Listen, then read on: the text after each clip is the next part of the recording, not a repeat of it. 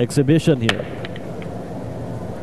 Efren Bata Reyes. Ayun, may nahulog po sa break ni Efren. Pero kung ikaw tatanungin kasamang Mark, nararamdaman mo ba kung sino makakakuha nitong laban na ito? Well, mahirap sabihin talaga. Mahirap, ano? Parehas na mahusay. Kung ano yung dunong nitong si Efren, mukhang narating na rin ni Alcano So medyo dikit-dikit lang yung mga bola natin sa lower left corner. But I'm sure Efren Bata Reyes can weave some of his magic to find a way. 3 bola na po ang napapahulog. Naku, yun ang problema nga lang. Hindi lang naging maganda yung resulta ng kanyang preparasyon sa 4.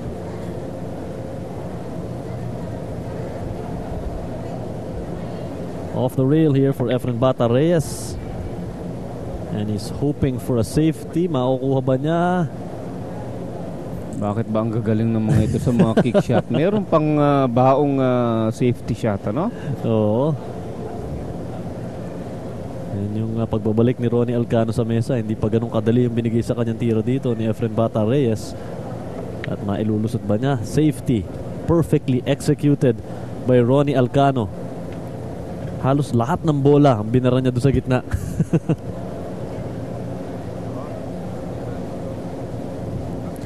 Just remember that in rotation, accumulated points po ang binibilang dito. Every ball that you sink, kung ano po yung numero na nakalagay doon, ina-add po yan. At ang mahirap dito po sa rotation yung pagka-cluster ng mga bola. Oo.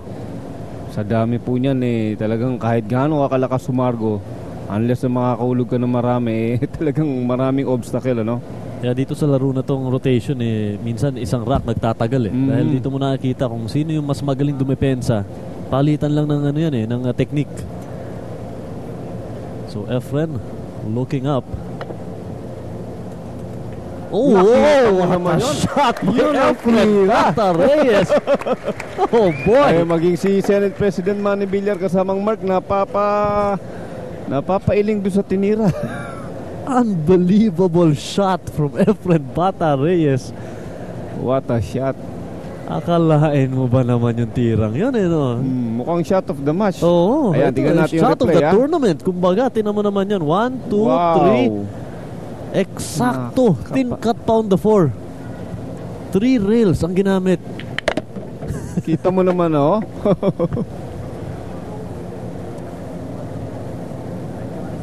Ay, nako. Hindi mo naman pwedeng sabihin Chamba dahil in his career, we've seen him take shots like that repeatedly. 21 na, no? Oo. Ang score nitong si Efren dito sa ating rotation game. Wala pa po para dito kay Ronnie Alcano. 5 ball coming up next para kay Efren Bata Reyes. Binanda niya dito and hoping for a safety. Naku, pumasok pa yung 10 ball talaga naman. Mukhang wala na talaga. Mukhang pinapakita talaga kasamang Mark kung sino ang hari ng rotation, ano? At naipit na dun sa kanyang kinakaupuan itong si Ronnie Alcano. Refusing to give up his opportunity on the table. Itong si Efren Bata Reyes, the magician, weaving a kind of magic that we are so used to seeing from him.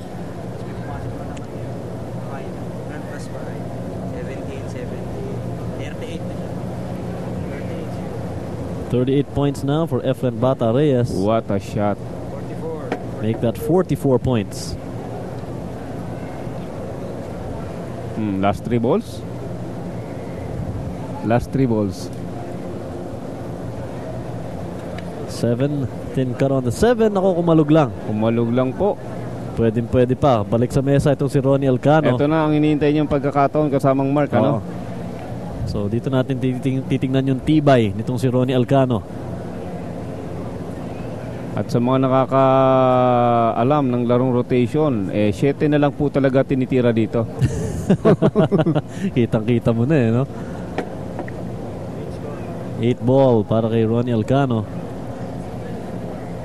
There's a score thus far. Efren Bata Reyes with 44 and only 7 for Ronnie Alcano. Pero sa placement ng bola dito, mukhang he's looking good in rack number 2.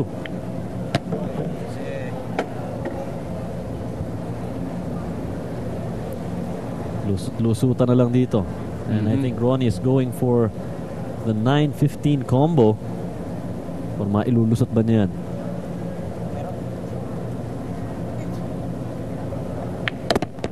Kaya pala. May lusot talaga eh. And tinan mo naman yung placement on the 11. Yan ang advantage kung matangkad ka eh.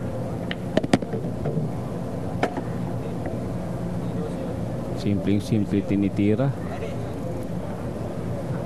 Thin cut on the 13. It's all that's left for Ronnie Elcano to wrap this one up. Perfect shot for Ronnie Elcano. Shot. And ito na lang kailangan ni Ronnie. 14 ball. And that's it. So we are tied at 1 rack apiece. Ronnie Elcano coming back to life here in rack number 2.